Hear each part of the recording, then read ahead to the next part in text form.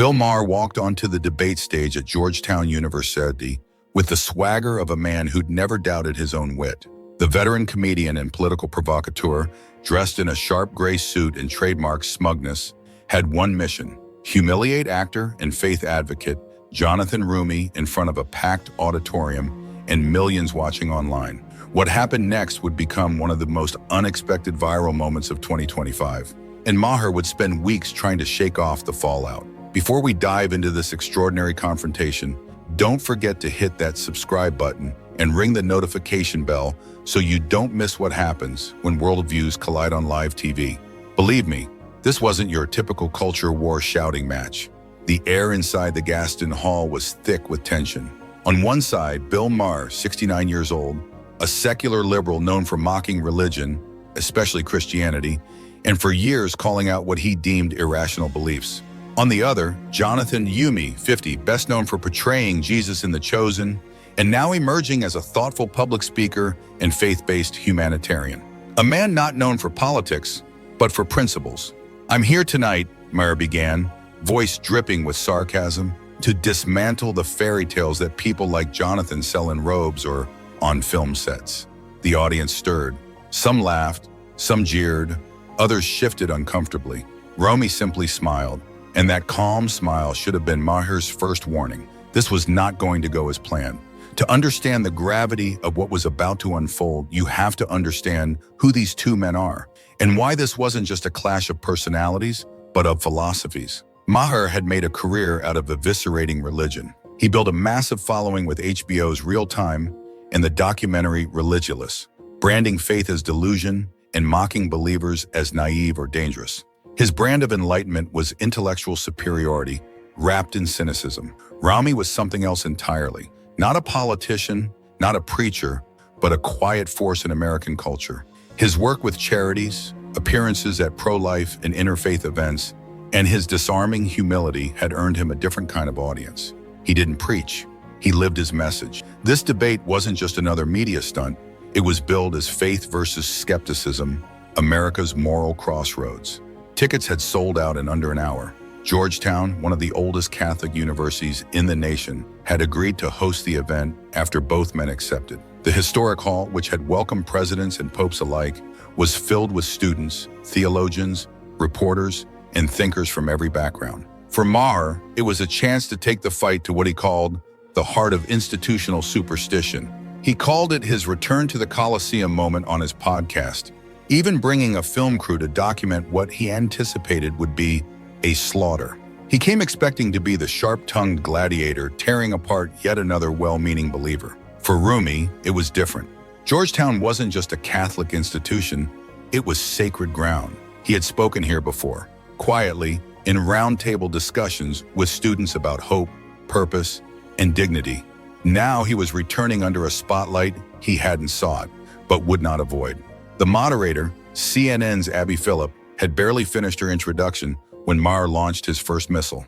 "I'm standing in a building," Maher said, gesturing grandly, "where young minds are being slowly numbed by incense, guilt, and Bronze Age mythology. And Mr. Roumie is here to keep the fog machines running." Some students chuckled, others frowned. Maher wanted exactly this: provocation, clicks, moments. He'd done it for decades. Jab, mock, rattle, win by spectacle. But Jonathan Roumie wasn't rattled. He was taking notes. "The stakes tonight are simple," Maher continued, pacing the stage like a courtroom cynic. "Either Americans wake up to the fact that religion is holding us back, or they keep listening to actors who play messiahs and pretend that makes them moral authorities." Some in the audience clapped. Maher smirked. This was familiar territory. He'd prepped for weeks, reviewing Roumie's past interviews, parsing his words, looking for contradictions. He thought he'd found a soft target, someone too polite to fight back. But what Maher didn't know was that Roumie had also prepared, not with zingers, but with truth, not with disdain, but with conviction. And unlike Maher, Roumie wasn't playing a role. The first real clash came when Abby Phillip asked about moral responsibility in modern society. Maher cut in, barely letting the question land. "Religious communities have had the mic for centuries," he scoffed. "And what do they have to show for it? Crusades, cover-ups, child abuse, and laws that tell women what to do with their bodies." Tell me, Jonathan, how do you sleep at night, knowing you lend your voice to all that? The audience buzzed. Maher's tone was cutting, rehearsed. His supporters in the crowd started murmuring, "Yeah, and say it." This was the Maher they knew. Sharp, ruthless, gleefully irreverent. But the phones were out, and not to cheer. Many students were recording. Others were fact-checking. The internet was already lighting up, tracking Maher's exaggerations and distortions. And then, slowly and without defensiveness, Jonathan Roumie spoke. Aggressive, confrontational, ready for war. Maher was in his element. He paced the stage like a stand-up comic with something to prove. A few of his supporters, scattered across the auditorium, began chanting mockingly, "Facts, facts, facts." But something unexpected happened. The Georgetown students, rather than cheering or jeering, began pulling out their phones, not to record for Instagram, but to fact-check in real time. Within seconds, X, formerly Twitter, was buzzing with corrections to Maher's claims. One theology student tweeted, "Maher just referenced a 2004 Pew study on church attendance as if it were current. New Gallup data shows the opposite trend post-COVID." The tweet was already circulating across the room before Jonathan Roumie even stood to respond. He rose slowly, adjusted his microphone, and addressed the crowd and Maher with measured calm. "Mr. Maher, I sleep quite peacefully, actually," he said with a slight nod. "Because unlike you, I don't make a living tearing down people's faith just to sell books and boost ratings." The audience erupted. A low roar of applause swelled. Maher's jaw tightened. He tried to keep smiling, but the sting was visible. "This was expected," he sneered. "The 'you're a sellout' angle. Classic deflection." He turned theatrically to the crowd, arms wide. "There it is, folks. When someone can't handle a truth bomb, they attack the messenger. I'm a heretic because I dare to think for myself. That's the orthodoxy we're up against." He strutted a little, expecting his usual applause. "This is what happens when you question dogma. They don't debate you, they excommunicate you." But something was off. This wasn't real time or his home turf. His punchlines were landing flat. A student in the front row shook her head, visibly, and Maher saw it. For a split second, the mask slipped, and Roumie wasn't finished. "No, Mr. Maher, you're not a heretic because you think differently. You're an opportunist because you deliberately misrepresent people's beliefs to sell your own certainty." He pulled out a few neatly folded papers from his jacket pocket.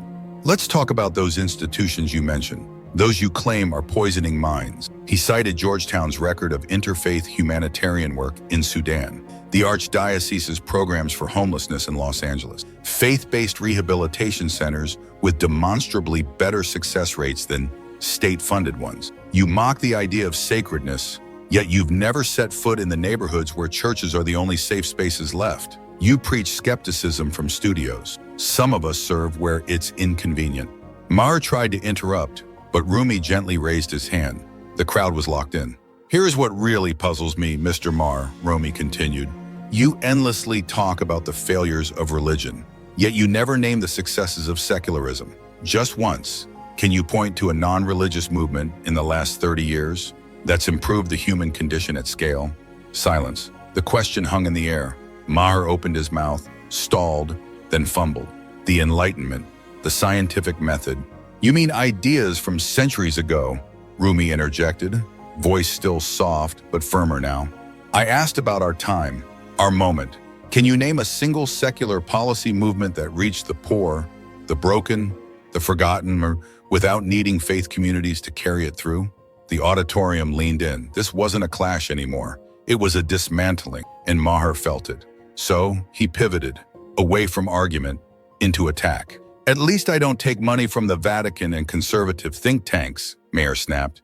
"How much are you getting paid to be the nice guy in robes?" A murmur ran through the crowd, this time uncomfortable. Several people audibly gasped. Even Maher seemed unsure of himself. Roumie's face changed, not with anger, but a kind of quiet sorrow. "I want to make sure I heard you correctly, Mr. Maher," he said, turning fully to face him. "Did you just suggest that because I live what I believe, I must be bought?" Maher shrugged half-heartedly. "If the cassock fits," Roumie nodded slowly. "So, in your worldview, people of faith are either stupid, dangerous, or dishonest. There's no room for sincerity, no room for honest conviction, only cynicism." Maher started again. "The evidence is The evidence, Roumie interrupted, now with strength rising in his voice, is that while you've spent your career ridiculing the beliefs of others from the safety of a studio, some of us have spent time in shelters, in prisons, in trauma wards, not to convert, not to condemn, but to listen. Applause broke out, sustained this time. I've held the hands of dying men who had nothing left but faith. I've prayed with addicts who had no one left to believe in them.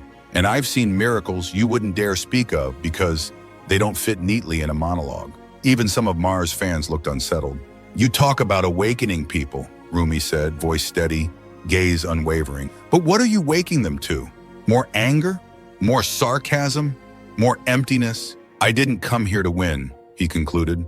I came here to remind people that love, truth, and hope still matter, even if it doesn't trend. The silence that followed was deep, electric, and then clapping, slowly, then building, then standing.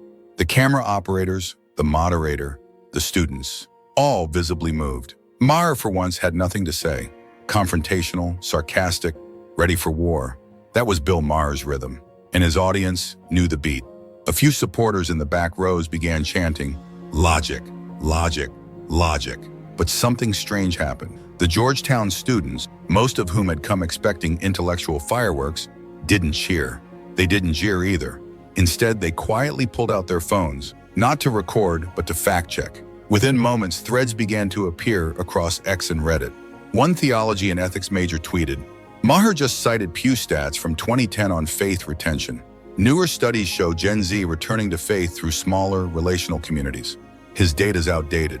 The tweet was already bouncing around the hall before Jonathan Roumie even stood. He rose slowly, adjusted the microphone, and said calmly, "Mr. Maher, I sleep very well at night. You know why? Because unlike you, I don't make my living mocking what people hold sacred just to keep a studio audience laughing." The auditorium exploded in applause. It wasn't theatrical, it was grateful. Maher's face stiffened. He forced a smirk and fired back. As if on cue, the morality card, classic. When you can't challenge facts, go for feelings. He threw his hands up to the audience. "I'm the bad guy because I ask questions. I'm the heretic for thinking out loud. Well, guess what? This is what happens when you leave groupthink. They don't debate your points. They assassinate your character." He strutted across the stage, basking in his own narrative. "Ladies and gentlemen, this is exactly what religion does. Can't win the argument. Brand the other side a blasphemer." But this wasn't HBO. This was Georgetown. And instead of applause, he was met with skeptical silence and a few derisive laughs. A student in the front shook her head. Maher noticed, and for a moment he blinked. Roumie wasn't done. "No, Mr. Maher, you're not criticized because you think differently. You're criticized because you distort people's faith into cartoonish strawmen so you can appear brave for knocking them over." He pulled out printed notes, calmly. "Let's talk about the institutions you mock. You left out the part where Jesuit missions in Latin America reduced infant mortality by 40%, or how faith-based nonprofits provide over 40% of food assistance programs in the US, or how Catholic relief services built over 6,000 wells across Africa. No cameras, no hashtags, just service." Maher tried to cut in, but Roumie's tone held him back. "And here's what really intrigues me. You love calling out the sins of religion, but you never acknowledge secular failures. Where are your examples of atheist-led justice reforms? Where's the compassion from your side of the aisle for the prisoner, the addict, the unborn?" The room was dead silent. "You criticize from a distance. We serve up close." Maher fumbled, irritated. "The Enlightenment gave us reason, science, freedom from superstition, all of which I love," Roumie replied smoothly. "But the Enlightenment didn't feed the hungry on 12th Street. It didn't hold the hand of a dying woman with no family. It didn't sit with a veteran addicted to painkillers and tell him he still mattered. That's what faith does." The audience leaned in, phones out, recording, nodding. This was no longer debate. It was a moment. Maher, cornered, went personal. "Well, at least I'm not cashing checks from the Vatican or right-wing religious PACs. How much are they paying you to be the Hollywood Jesus with a rosary?" The air changed. Gasps rippled through the audience. A few students muttered, "Wow," out loud. Roumie didn't look angry. He looked disappointed. "Mr. Maher, he said slowly, Did you just suggest that because I believe in something, because I live it, I must be bought? Maher, sensing the line had gone too far, tried to soften the blow, but Roumie pressed forward. So in your worldview, any person of faith who speaks publicly must be deluded or for sale. There's no room for conviction, no room for integrity, just mockery. Maher interrupted. I'm just pointing out that the evidence shows. Oh, no, Roumie said, voice rising slightly for the first time. The only evidence you've offered tonight is that you've built your entire career on YouTube clips and Twitter applause, while some of us were actually in the real world doing the work. A pause. While you were filming Religulous, I was sitting in trauma wards with families who just lost their children. While you were making monologues about fairy tales, I was praying with men in solitary confinement who didn't think they'd ever be loved again. And I wasn't filming any of it. The room burst into applause. Even a few of Maher's own fans looked uncomfortable. You say you were waking people up. But what did you wake them to, Bill? Disillusionment? Bitterness? Cynicism as a virtue? Maher tried to regain control. At least I'm not part of the problem. I'm not propping up a system of shame and delusion. No, Roumie replied. You're just performing for one. And then he dropped it. You make videos for people who want to be told that faith is stupid so they don't have to confront their own emptiness. You built a brand on top of mockery, and now you walk into this university, a sacred space for many, and expect a standing ovation for punching down. You could hear a pin drop. Maher's hands gripped the edge of the podium, slightly trembling now. This wasn't going according to plan. He had expected moral outrage, maybe tearful religious defenses, something emotional he could easily label irrational. But instead, he was being methodically and publicly dismantled, calmly, without theatrics, in front of an audience he thought would be impressed by his boldness. Then came the moment that would define the evening. The moderator shifted the topic to education. Maher pounced, hoping to regain control with one of his favorite talking points. The biggest scam ever sold to religious Americans, he declared, is that more education funding means smarter outcomes. Baltimore spends over $16,000 per student and still has abysmal test scores. The problem isn't money, it's blind faith in backward values. That's the poison people like Mr. Roumie promote. He raised his phone in the air like a cross of his own. I've got the numbers right here. Would you like me to read them, Mr. Roumie? Or are facts too inconvenient for your gospel? Roumie just smiled, that same quiet, knowing smile from earlier. The one that should have warned Maher he was stepping into something deeper than he was prepared for. Please, Roumie said, I'd love to hear your numbers. Maher, emboldened, began to read. Baltimore City Public Schools, $16,400 per pupil spending, 13% math proficiency, 16% reading. The numbers don't lie. You're right, Roumie replied, and the numbers don't lie, but you do. The audience reacted instantly. Audible gasps, muffled applause. Maher's face flushed. Excuse me? He snapped. You cited the spending figure correctly, Roumie continued, but left out the context deliberately. That $16,400 includes special education costs, transportation, security, and building maintenance for schools that are, on average, over 45 years old. When we isolate instructional spending, the actual classroom investment, Baltimore ranks 47th out of 50 major U.S. cities. He wasn't finished. Second, you failed to mention that Maryland's Republican governor withheld nearly $3 billion in approved funding for Baltimore schools over the past decade. Third, and this is the part I doubt you've ever seen firsthand, many of these schools lack heating, clean water, or even working toilets. So please, Bill, tell me more about how money doesn't matter when kids are trying to learn in 95-degree classrooms with mold on the walls. Maher tried to cut in, but Roumie pressed forward, voice unwavering, steady as stone. You know what I find interesting, Mr. Maher? You went to Cornell University, tuition over $60,000 a year. You had climate-controlled lecture halls, tenured professors, and private mentorships. But now you want to lecture underprivileged communities about how funding doesn't matter?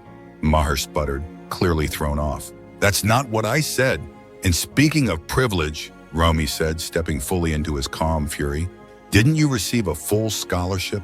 Didn't your early career benefit from public grants? But now you oppose similar programs for working-class families of faith. The crowd was no longer split. People were standing, applauding. Even a few of Maher's defenders looked down at their shoes. Desperate, Maher tried to play the victim. This is what I'm talking about. Personal attacks instead of real debate. Roumie chuckled softly, not mocking, just clear. Mr. Maher, you mocked my faith. You questioned my integrity. You called me a puppet in robes. And now, when I examine your record, suddenly you want civility? He pulled out a tablet. Let's take a quick walk down memory lane, shall we? The screen lit up, displaying an old blog post. In 2008, you praised Barack Obama's call for spiritual renewal. You said, and I quote, "Maybe it's time we stop sneering at faith and start listening to the soul again." But in 2010, after your ratings dipped, you pivoted hard into anti-religion. Suddenly, God was a myth and believers were fools. He turned to Maher. What changed, Bill? Did faith suddenly become more dangerous? Or did mocking it become more profitable? Maher's face lost all color. He opened his mouth, but no words came. You didn't evolve, Roumie said. You adapted. You saw that outrage sells, and you sold it. You built a brand by giving angry secularists a voice, not to find truth, but to feel superior. He turned to the audience now. And now you stand here, calling for honest dialogue. After spending years ridiculing people like us, the room fell quiet. Then Roumie tapped his tablet again, and up came a screenshot of a tweet from Maher. George Floyd wasn't murdered. He overdosed. The media lied. Again. You posted this last year, Roumie said. Do you stand by it? Maher froze. That's not, it was a thread. A man was murdered in full view of the world, Roumie said, voice like iron. 9 minutes and 29 seconds. While how God for his mother? Medical examiners, jury verdicts, public conscience, all affirmed what we saw with our eyes. But you, Mr. Maher, you chose to dismiss it, to side with denial. For what? To be provocative? To push the envelope? He paused, and the weight of his words hung in the air. You didn't just twist a tragedy. You betrayed the truth and called it comedy. A hush swept over the hall. One student in the back began to cry. This wasn't just a debate anymore. It was a reckoning. I believe in following the facts wherever they lead, Maher said carefully, attempting to regain his footing. Roumie looked directly at him. No anger, no sarcasm, just quiet conviction. The facts? His voice was low, measured, cold as steel. The facts are that Derek Chauvin was convicted of murder by a jury of his peers. The facts are that multiple medical examiners confirmed George Floyd died from cardiopulmonary arrest caused by law enforcement restraint and neck compression. The facts are that we all watched a man cry out for his mother while a police officer knelt on his neck for 9 minutes and 29 seconds. He paused. The room was absolutely silent. You could hear someone sobbing softly in the back row. Even the camera operators had stopped moving, transfixed. And then Roumie delivered the blow, without raising his voice. But you, Mr. Maher, you looked at those facts and chose to defend the killer. You decided your brand, your platform, your YouTube algorithm was worth more than a man's dying breath. You chose provocation over truth because you thought it was good for your brand. He took a step forward. And now you want to lecture us about moral courage? A student stood up in the middle of the auditorium, tears running down her face, and began to clap. Then another, then another. Within seconds, half the auditorium was standing, not in celebration, but in solemn acknowledgement. They weren't applauding a performance. They were honoring someone finally saying what needed to be said. Even moderator Abby Phillips seemed stunned, sitting in reverent silence at the edge of her seat. Maher stood frozen, microphone slack in his hand, his usual smirk gone. In its place, confusion, fatigue, and a flicker of panic. Then, in a last-ditch effort, he tried to salvage control. At least I'm not afraid to stand alone, he said, voice cracking slightly. At least I don't need the approval of this liberal hall. You're just another faith-peddling celebrity who says whatever will get you a standing ovation. Roumie shook his head slowly. Mr. Maher, I don't stand alone. I stand with the homeless veterans I've prayed with. I stand with the forgotten inmates I've sat beside. I stand with the families I've walked with through grief, trauma, and healing. I stand with a God you mock, but whom I've seen work through love when no one else shows up. He paused, letting the contrast settle. And you stand with whoever finds your monologues funny this month. There's a difference between being independent and being for sale. The crowd murmured, stunned, wide-eyed, silent. Then Roumie delivered the final blow, his voice like a whisper, but with the power of a hammer. And you know what's truly sad? You're not stupid, Bill. You're smart. You're clever. You could have used your gifts to foster honest conversation. You could have brought a light into dark spaces, but you chose to become a performance artist, playing the skeptic and for a crowd that will never truly respect you. They don't love you because of what you say. They love you because of who you are when you say it.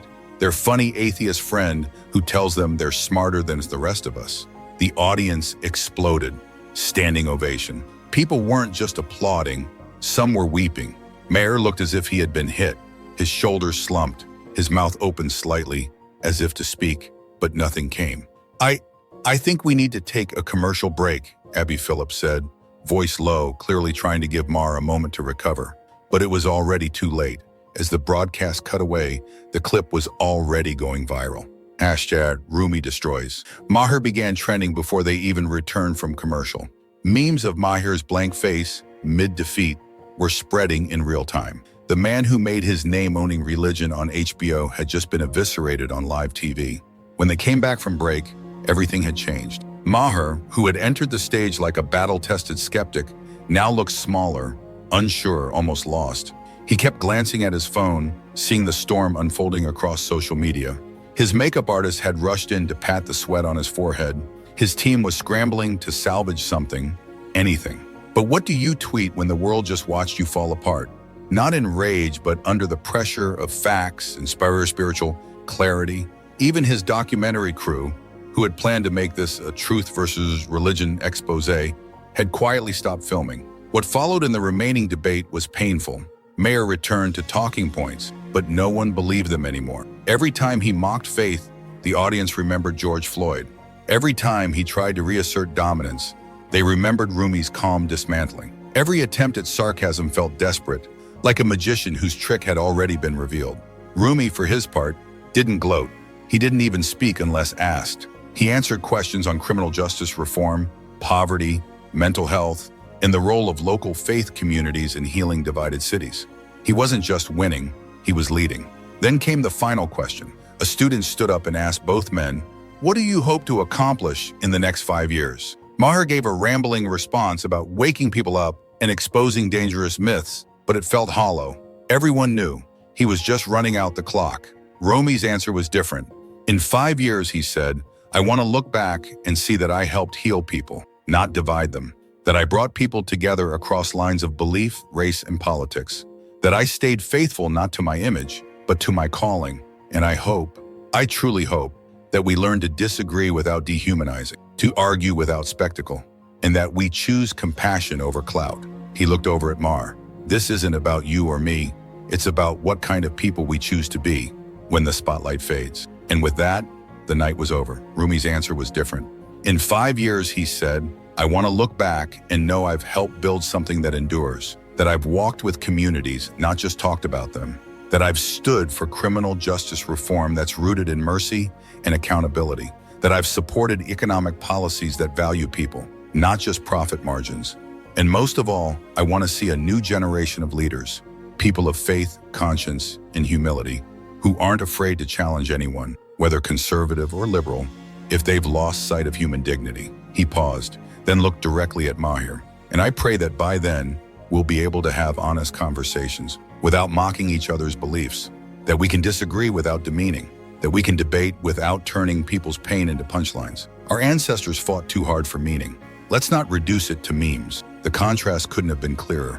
One man was building, the other was just burning. One had vision, the other had viral moments. One had substance, the other had slogans. As the debate concluded, something unprecedented happened.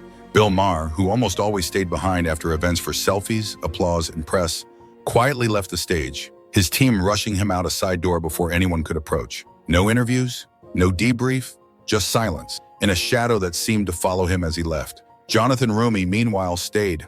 For over an hour, he talked to students, answered questions, took photos, hugged professors who had tears in their eyes. He wasn't gloating, he wasn't basking, he was just present, doing what he always had, listening. The social media aftermath was immediate and merciless. #Roumie destroys. Maher became the #1 trending topic on X, formerly Twitter, by midnight.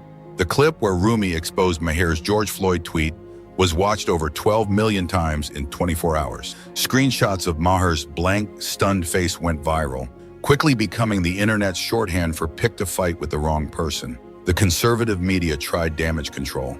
Fox News aired only the first 5 minutes of the debate, cutting out Roumie's response entirely. The Daily Wire ran a headline, "Roumie crosses the line when faith becomes fanaticism," but didn't include a single quote from his speech. Ben Shapiro tweeted something vague about emotional theatrics, but noticeably refused to post any clips. Tucker Carlson, who had previously praised Maher for his anti-woke rhetoric, remained totally silent, instead airing a segment about airport mask mandates. The message was clear. Even Maher's usual defenders wanted no part of this collapse. Meanwhile, mainstream and global media couldn't get enough. CNN replayed Roumie's final answer on loop, calling it a turning point in public debate. MSNBC hosted 3 full panels on the evolving role of faith, media, and moral authority. The BBC ran the headline, "When Preparation Meets Performance, the Night a Skeptic Fell Silent." The View dedicated an entire episode to the moment. Whoopi Goldberg put it bluntly, "This is what happens when you mistake being clever for being right." That man came with truth, and Maher came with old jokes. Perhaps the most fascinating reactions came from atheists and agnostics who had once admired Maher. One tweeted, "I'm not religious, but Roumie reminded me tonight that faith isn't weakness. Mocking it is." Another wrote, "I used to laugh with Maher. Tonight, I saw someone live what they believe, and it wasn't him." Even Maher's longtime allies began asking hard questions. "Do you really believe what you say, Bill? Or are you just doing a bit?" Maher tried to spin the story. The next morning, he uploaded a heavily edited YouTube clip showing only his sharpest one-liners, cutting Roumie's rebuttals entirely. But the internet had already seen the truth. Roumie's defenders flooded the comments section. "Show the part where he dismantled your Floyd tweet. Where's the quote about Baltimore schools? Why'd you cut the standing ovation?" The clip was ratioed within hours. Then Maher tried something else. On his podcast, he claimed the debate had been stacked, that Georgetown had filled the room with church kids and liberals. That made things worse. Even secular columnists pushed back. Bill knew exactly where he was going. He just didn't expect someone would come prepared, principled, and fearless. In the days that followed, Maher's team canceled 3 college appearances. One sponsor quietly pulled out of his new docuseries. A planned book tour was rescheduled indefinitely. Maher's old tweets and blog posts were quietly deleted, including the one claiming George Floyd died of fentanyl poisoning. Users posted screenshots with captions like, "Looks like someone found his conscience," or "lost his confidence." Meanwhile, Jonathan Roumie gave an interview 2 days later. "I didn't go there to destroy anyone. I went to remind people that it's still possible to speak truth without cruelty, that faith still has a seat at the table, and that real strength is never loud." The takeaway was clear. For years, Bill Maher had been the symbol of fearless skepticism. But in one night, in one room before one audience, he wasn't feared. He wasn't even mocked. He was quietly, publicly, and spiritually defeated. Not by anger, not by force, but by truth, delivered with humility. Jonathan Roumie didn't just win a debate. He reminded us what it means to stand for something eternal in a world obsessed with the temporary. And Bill Maher? He walked in as the man with all the answers. He walked out as the man who finally ran out of words. As one commentator said on their live stream, "You don't get to claim victimhood after you've spent years calling people idiots for believing in something." But the real impact went far deeper than memes or trending hashtags. This debate had exposed something urgent about the state of modern dialogue. For years, figures like Bill Maher had built entire careers on clever comebacks and viral clips. They mistook performance for persuasion, sarcasm for courage. But when finally confronted by someone who had done the homework, who brought not noise but substance, the whole structure collapsed. Political science professors began referencing the event in lectures. "This," said one Harvard professor, showing a clip from the debate, "is what happens when rhetoric meets reality." Maher had punchlines, Roumie had principles. In a real debate, principles win. The impact on Roumie's public presence was immediate and profound. His nonprofit's website crashed due to a surge in donation. His speaking invitations doubled within a week. A clip of him explaining the importance of loving those who mock you was subtitled in 14 languages and circulated across interfaith platforms.